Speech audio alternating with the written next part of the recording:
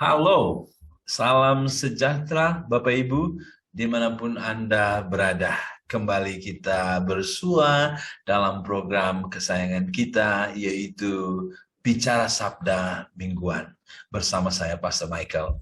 Puji Tuhan, pada kesempatan yang indah ini saya akan kembali menyampaikan kebenaran firman Tuhan yang tentunya bertujuan untuk membina kepimpinan kekristenan.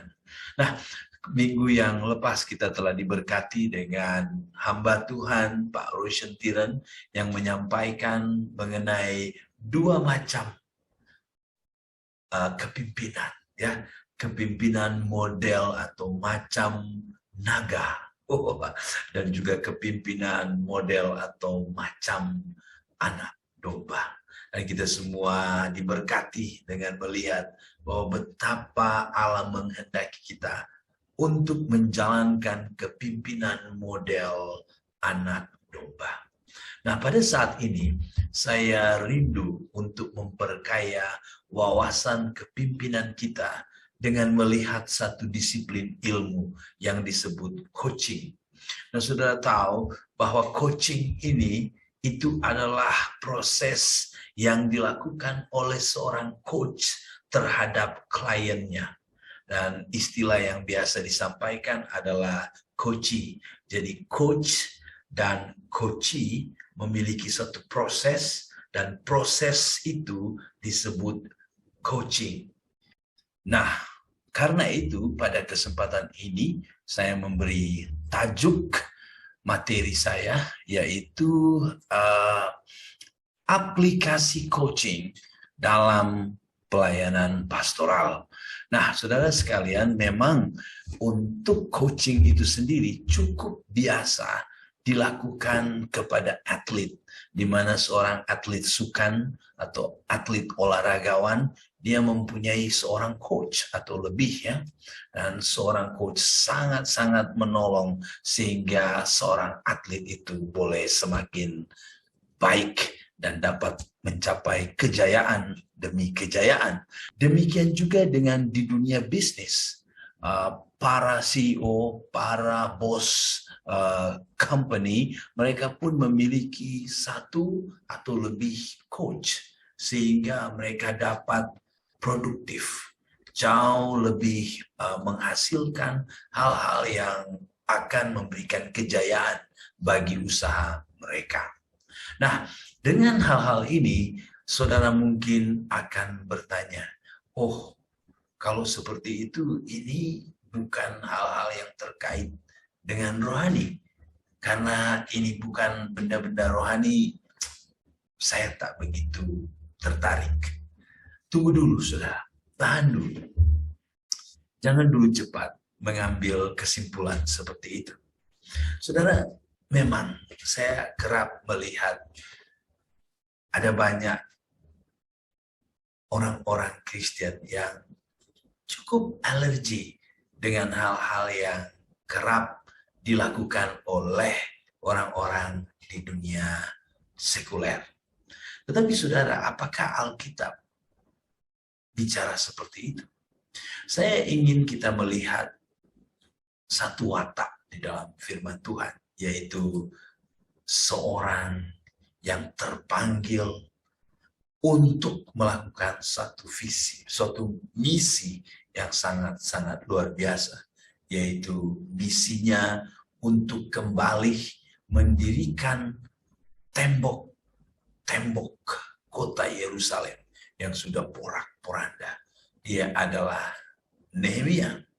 Nah, saudara, kalau saudara membaca dalam ayat 4 di bab pertama, dikatakan di sana bahwa ketika kudengar berita ini, duduklah aku menangis berkabung selama beberapa hari.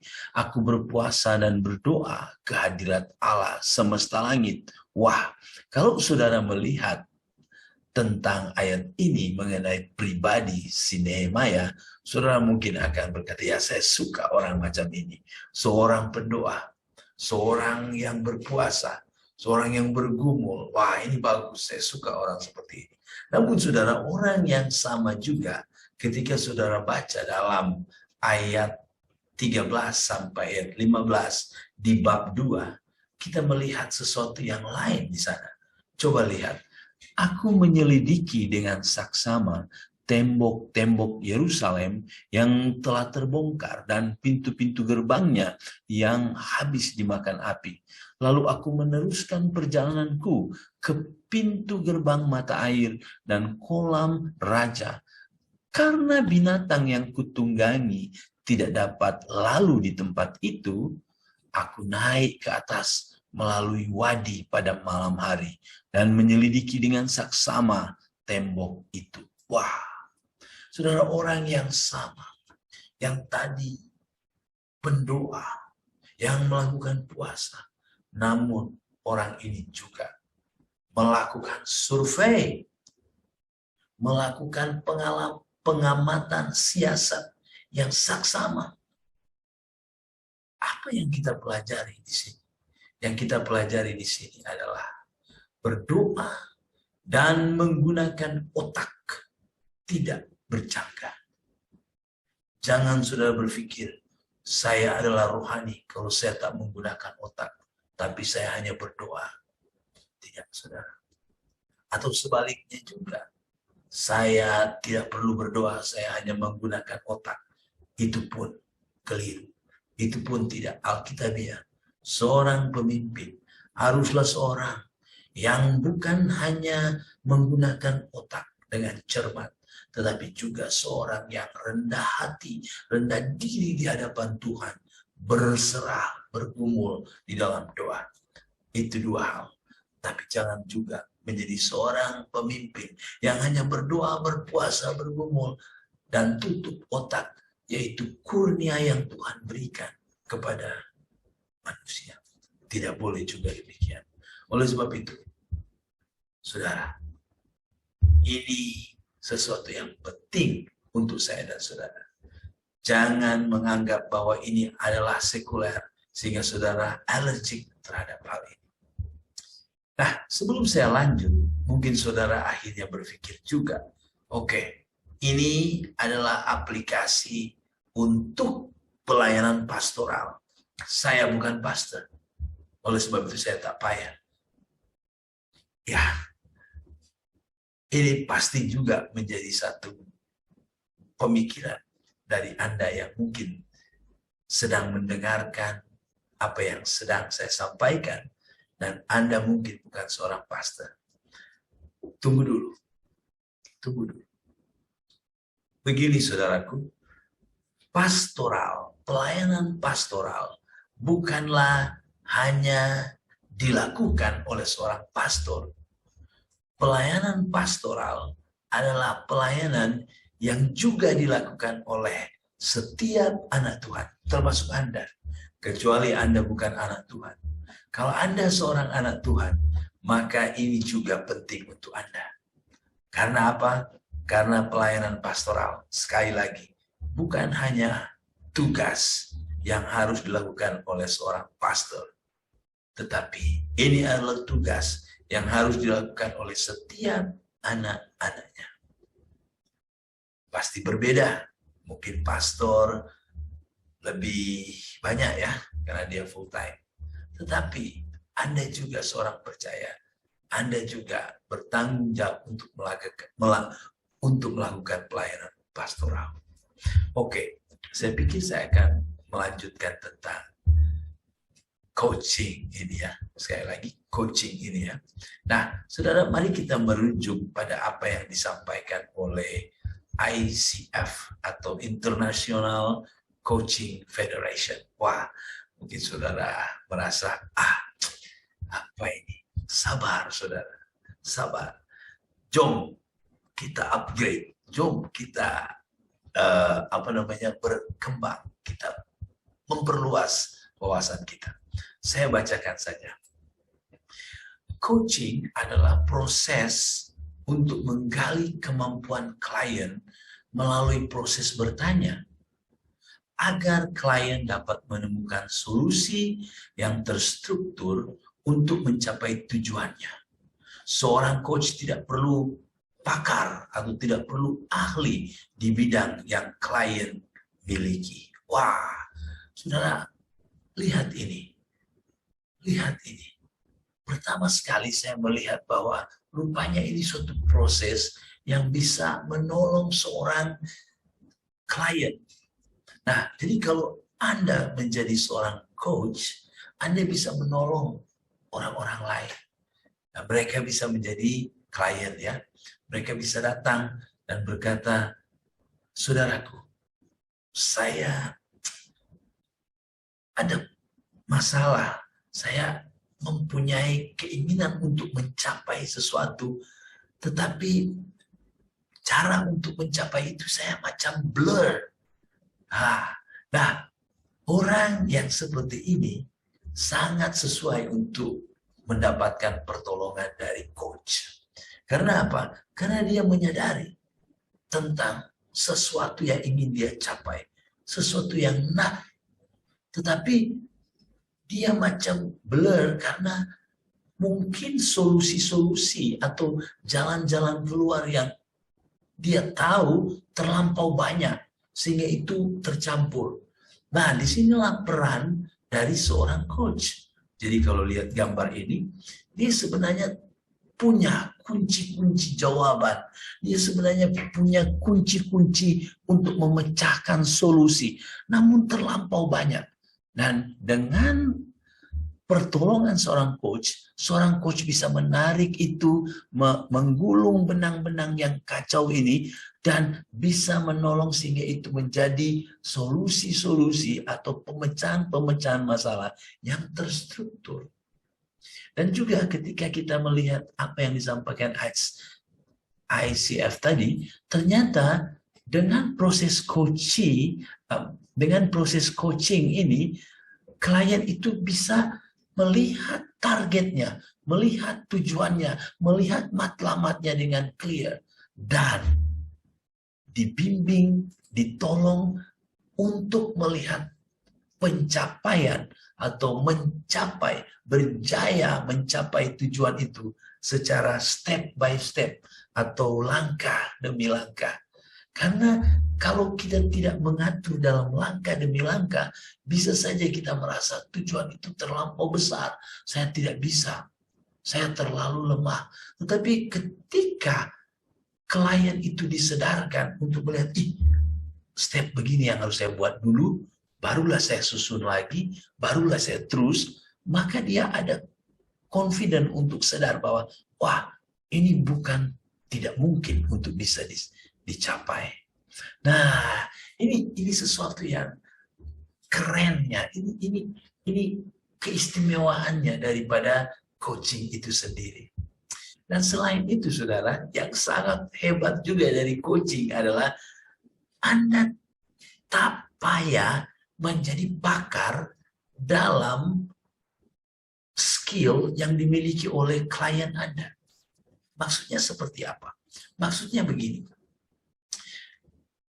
Mungkin yang menjadi klien Anda adalah orang yang pakar di bidang finance, keuangan. Aduh, saya tak bisa tolong kamu. Saya tak ada pengalaman untuk keuangan. Tidak seperti itu. Seorang coach dapat menolong orang yang pakar dalam bidang keuangan walaupun dia sendiri bukan seorang yang pakar. Mungkin dia bisa baca sedikit. Tidak apa, tapi tidak perlu menjadi pakar. Dan Anda juga bisa bukan hanya menolong seorang yang pakar keuangan. Mungkin dia pakar dalam bidang rohani. Mungkin dia seorang pastor. Anda dapat menjadi coach seorang pastor, tapi saya bukan pastor, no problem.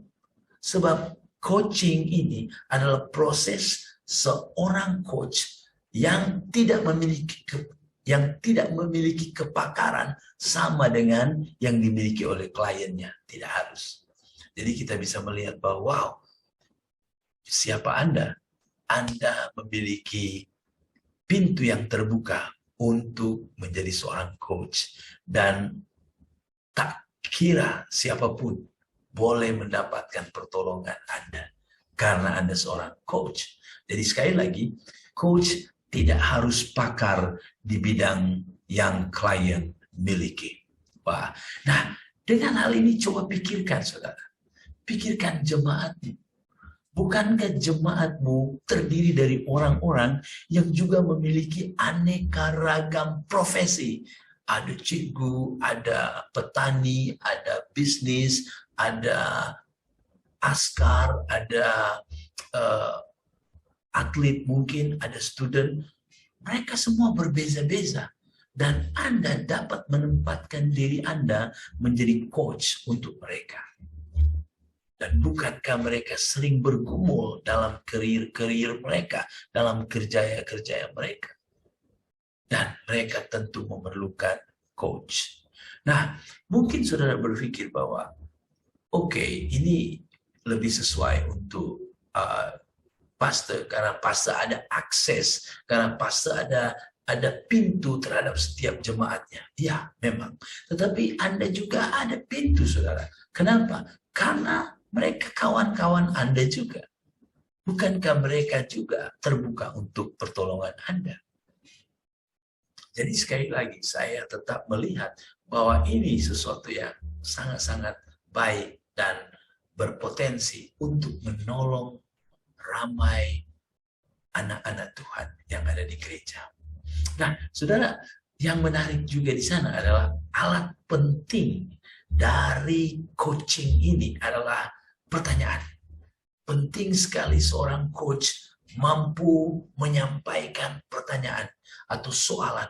Nah, itu disebut powerful questions atau pertanyaan-pertanyaan yang powerful. Di mana ketika dia menyampaikan pertanyaan, itu menolong klien, itu menolong orang yang ditolong itu untuk berpikir banyak.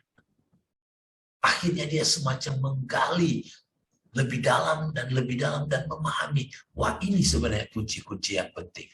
Namun saudara, untuk menghasilkan pertanyaan yang baik, kamu harus terlebih dahulu menjadi seorang pendengar yang cekap. Kebanyakan kita langsung memberi nasihat. Kita pantas sekali atau cepat sekali kita memberikan nasihat, saran-saran, ajaran-ajaran. Tahan dulu, seorang coach tidak seperti itu. Seorang coach adalah seorang yang tidak akan memberi nasihat, tidak akan memberi saran-saran, tidak akan memberi pengajaran, tidak. Seorang coach akan memberikan pertanyaan. Dan pertanyaan itu adalah pertanyaan yang membuka banyak kunci-kunci yang membuat klien stuck atau klien tidak mendapatkan solusi-solusi yang tepat. Nah, pertanyaan-pertanyaan itu tidak mungkin boleh kita sampaikan kalau kita tidak menjadi seorang pendengar yang cekap. Jadi ketika seorang sedang berbicara atau kliennya sedang berbicara, saudara harus menjadi seorang yang benar-benar menangkap dengan mantap setiap penyampaian dia. Dan saudara bisa menyampaikan pertanyaan-pertanyaan. Nah, pertanyaan-pertanyaan itu adalah pertanyaan-pertanyaan yang sifatnya open-ended questions atau sifatnya membuka pengertian, membuka pemahaman, dan memberikan penjelasan. Jadi jangan bertanya apa yang disebut pertanyaan close-ended. Close-ended itu adalah pertanyaan yang jawabannya adalah ya atau tidak. Misalnya kita bertanya, apakah Anda sudah puas dengan karir atau kerjaya Anda sekarang? Bisa saja dia jawab ya, atau bisa saja dia jawab tidak. Nah, itu sifat close-ended. Tapi kalau saudara bertanya, misalnya saya perbandingkan 1 sampai 10. 1 itu kurang puas, 10 itu sangat puas. Nah, Anda sekarang ini ada di angka berapa kira-kira? Apakah Anda ada di 10 atau 1? Kira-kira menurut Anda ada di mana? Nah, ini menolong klien atau orang yang kita akan tolong atau disebut coachee ya, akan berpikir. Dia tidak akan berkata, ya saya sudah puas atau saya belum puas. Tidak, dia akan mulai berpikir dan dari situ dia akan berkata, contoh saja ya, contoh. Saya kira saya ada di poin 5. Oh oke, baik. Di poin 5, berarti pas di tengah-tengah ya. Nah, mengapa Anda berpikir pas di tengah-tengah? Nah, di situ dia akan berkata, soalnya saya sebenarnya ini akan menjadi satu penjelasan. Oke, itu sedikit contoh ya tentang pertanyaan dari seorang coach, di mana dia harus menghindarkan pertanyaan yang sifatnya close-ended questions atau pertanyaan yang jawabannya hanya ya atau tidak, ya atau tidak. Hindarkan hal ini. Nah, oke, saudara, yang menarik juga dalam dunia bisnis, mereka biasanya atau perusahaan-perusahaan atau company-company biasanya mereka menggunakan coaching ini, pelayanan coaching ini dengan 3 tujuan, saudaraku. Tujuan yang pertama apa yang disebut dengan remedial. Nah, remedial ini biasa ya kalau anak-anak sekolah, mereka kalau misalnya apabila ada peperiksaan, mereka hanya dapat nilai D, ya. Nah, dia boleh remedial supaya dia boleh membaiki markah dia atau nilai dia. Nah, seorang atau bukan seorang ya, dalam perusahaan mereka melihat evaluasi dalam 1 tahun kerja, pencapaian kita tidak mencapai target yang kita harapkan. Nah, bagaimana tahun hadapan kita harus membaiki itu. Nah, upaya supaya mereka bisa mendapatkan nilai atau marka yang baik di tahun hadapan, mereka biasanya memerlukan pertolongan coach. Nah, itu yang pertama. Yang kedua adalah development. Develop artinya pengembangan.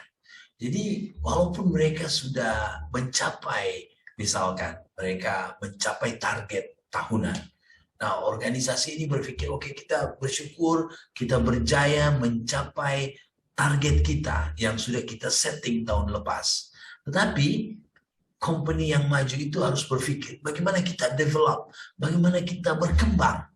Jadi mereka meminta pertolongan coach, agar coach juga bisa melakukan proses coaching dalam perusahaan, dalam company mereka, sehingga mereka akhirnya mendapatkan outcome atau mendapatkan hasil-hasil yang baru demi untuk pengembangan usaha-usaha mereka, bisnis-bisnis mereka. Nah, ini yang disebut dengan development.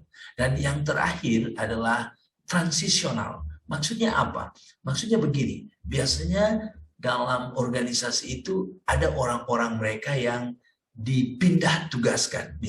Misalkan orang ini mau buka cabang baru di Bandar Baru, buat itu. Nah, orang yang ada dalam situasi baru ini, itu mereka perlu penyesuaian. Ini adalah masa transisi, masa di mana mereka harus menyesuaikan dengan kondisi baru. Dan oleh itu, mereka sangat-sangat memerlukan pertolongan atau pelayanan seorang coach. Ya, ini disebut transisional. Ataupun berganti tugas. Misalnya dia dulu di bagian pemasaran, marketing, tapi selepas itu dia menjadi seorang manajer. Nah, bagaimana? Ini dia memerlukan masa transisi untuk melakukan penyesuaian dari tugas baru dia.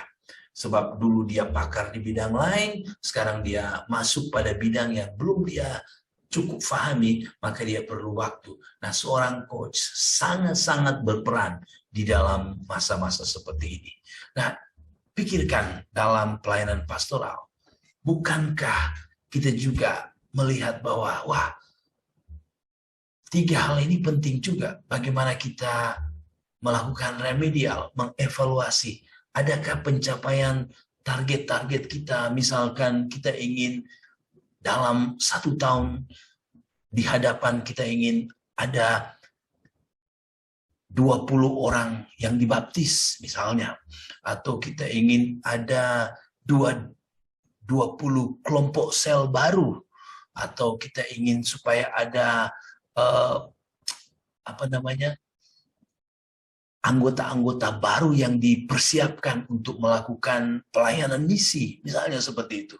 Jadi ketika kita selesaikan 1 tahun atau mungkin 6 bulan, kita bisa melakukan evaluasi dan melihat bahwa apakah ada yang perlu kita remedial. Juga bukankah penting sekali untuk kita melakukan development, kita melihat pemimpin muda-mudi, kita melihat pemimpin kaum bapak, pemimpin kaum ibu, apakah mereka kita perlu lengkapi dengan hal-hal apa yang diperlukan.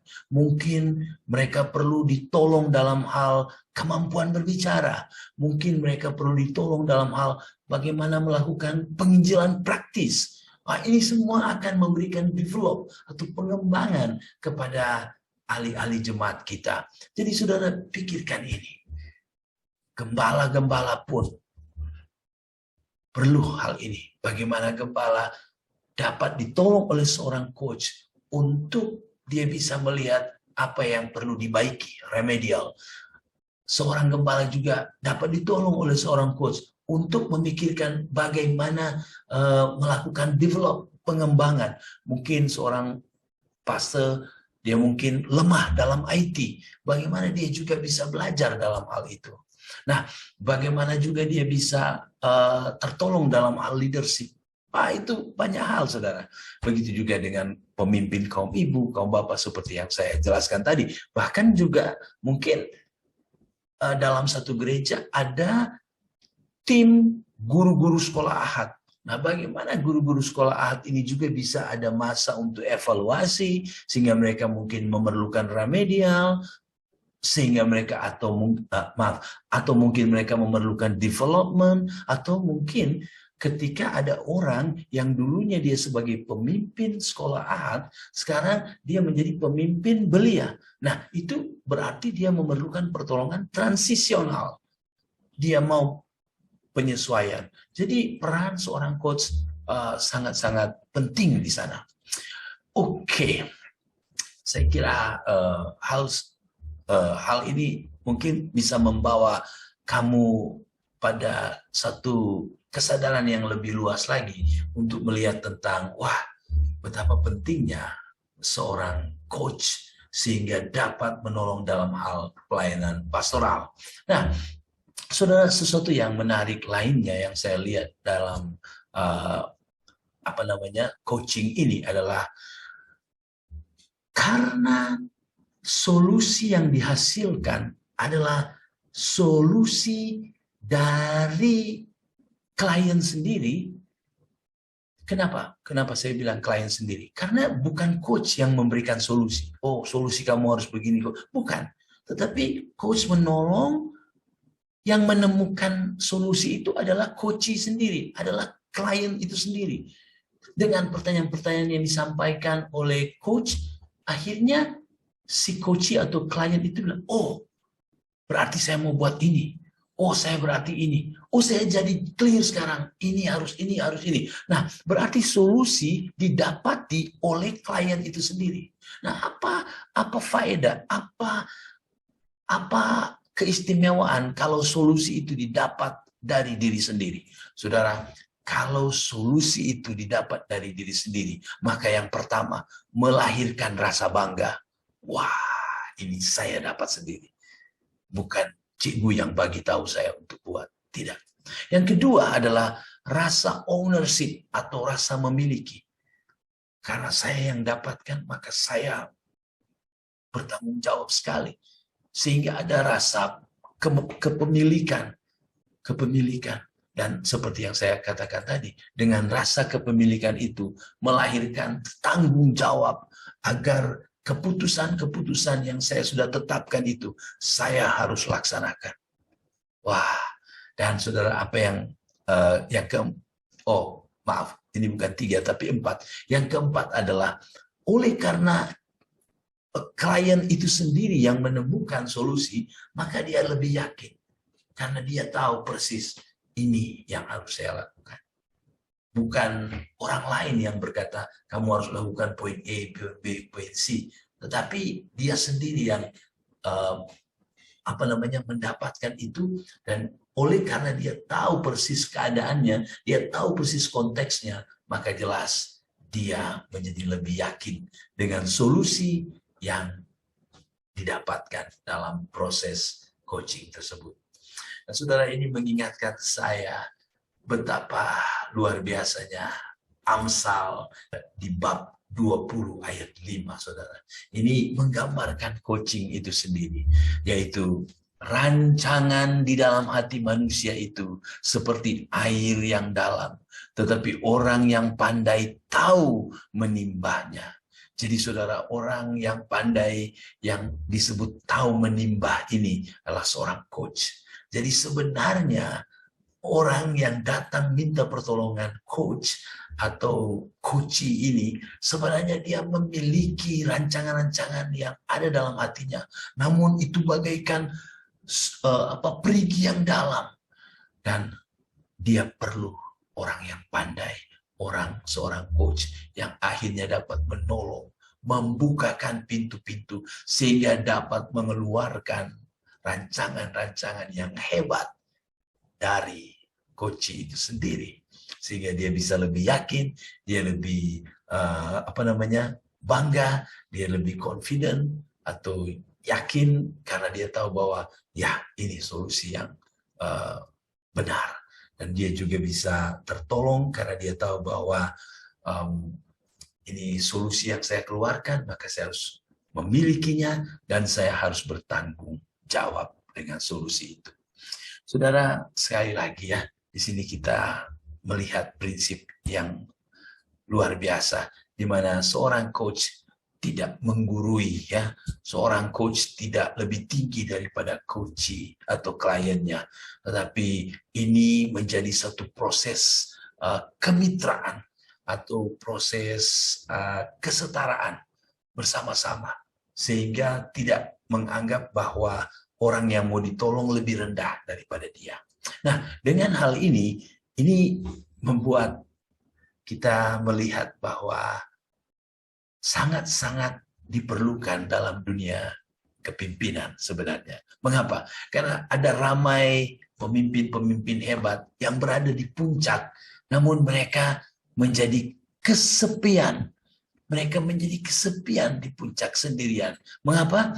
Karena kalau ada orang lain yang lebih tinggi dari mereka mau memberi nasihat, mereka tak mau. Karena mereka sudah pemimpin. Sukar seperti itu. Dan akhirnya mereka menjadi sepi sendiri di puncak sana. Tetapi dengan pertolongan coach, orang yang bermitra. Nah, di sini membuat pemimpin tidak merasa dia direndahkan, tetapi dia merasa dia ada sahabat yang akan memberikan pertolongan, bukan memberikan nasihat-nasihat yang akan menolong dia. Tidak. Sebab kenapa? Sebab solusi seperti yang saya katakan tadi, solusi-solusi yang lahir adalah solusi-solusi yang didapatkan oleh si klien sendiri. Klien sendiri yang menghasilkan solusi-solusi itu. Nah, ini sesuatu yang luar biasa, sehingga memang tak heran banyak pemimpin memiliki coach. CEO Google pun dia memiliki seorang coach. Dan sangat disayangkan kalau fase-fase kurang dalam hal ini. Sebaiknya ini ada, ya. Nah, mungkin kita sampai pada bagian yang terakhir, yaitu kalau begitu apa yang perlu untuk kita lakukan supaya menjadi seorang coach. Yang pertama adalah perlu latihan. Latihan apa? Latihan menjadi seorang pendengar yang cermat.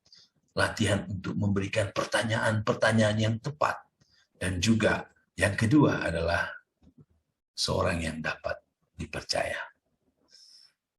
Oke, saya pikir sampai di sini dulu.